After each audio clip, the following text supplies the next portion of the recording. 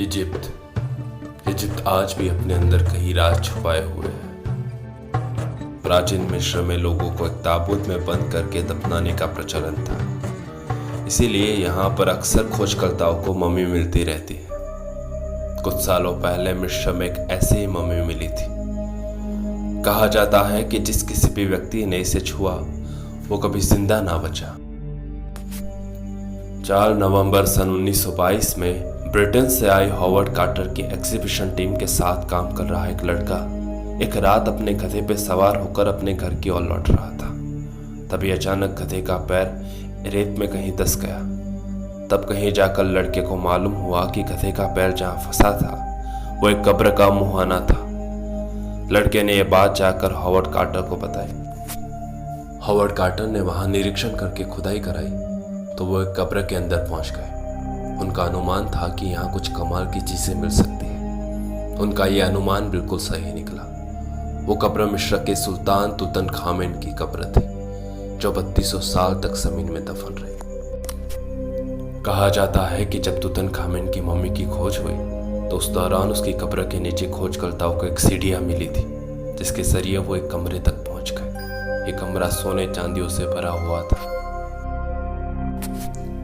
तुतनखामेन के मकबरे के दरवाजे पर मिस्र की प्राचीन भाषा में एक चेतावनी भी लिखी हुई थी।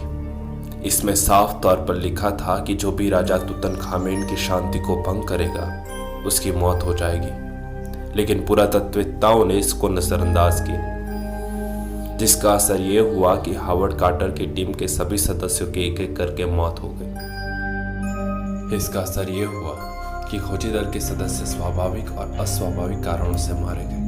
दुनिया भर के मीडिया में उस वक्त से तुतनखामेन के श्राप की चर्चा होने लगी और इसे तब और मजबूती मिल गई जब 5 अप्रैल 1923 में काबरो में लॉर्ड कॉर्नरवन की मृत्यु हो गई। दूसरे तर्कशास्त्री हॉवर्ड फिल्स के उनके घर में आग लग जाने से मृत्यु हो गई। 16 मई 1923 में मकबरे में जाने वाले एक और आदमी जॉर्ज क्लाउड की भी मौत हो गई। 1923 में कॉटर को खोज के लिए पैसे देने वाले वुल्फ जूल की लाश नील नदी में मिली। 1925 में मकबरे में काम करने वाले जॉर्ज बेनेडिक्ट की मौत भी हार्ट अटैक से हो गई। कुल मिलाकर प्रोजेक्ट से जुड़े लगभग 30 लोगों की मौत तुतनखामेन के श्राप के कारण बताई जाती है। बस सन 2015 में इजिप्टोलॉजिस्ट निकोलस रिप्स ने सम्राट तुतनखामेन की कब्र की हाई रेजोल्यूशन स्कैन से जांच करते समय एक बड़ी से अहम खोज की।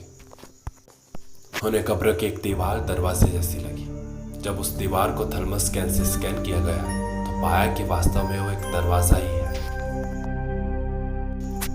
इजिप्टोलॉजिस्ट ने उस कमरे में जाने की इजाजत मांगी। वो खुदाई कर उस कमरे का राज जानना चाहते थे, लेकिन बिना कोई कारण बताए उनकी अर्जी को नामंजूर कर दिया गया। इस गुप्त कक्ष में आखिर कौन सा राज छिपा हुआ था, उसमें बाद में बहुत सी बहसें हुई। जब तुतनखामेन राजा बना तो उसने अपनी सौतेली बहन अक्सुनामन से विवाह कर लिया था। उनकी 2 जन्मिया बच्चियां थीं, जिनमें से एक गर्भ में ही 5 महीने में मर गई और दूसरी 9 महीने में मर गई। ये सारी जानकारियां उनकी मम्मी से पता चली थी जो खोज के दौरान मिली थी। अगर आपको हमारा वीडियो अच्छा लगा हो तो हमारे चैनल को सब्सक्राइब कीजिए और वीडियो को शेयर कीजिए।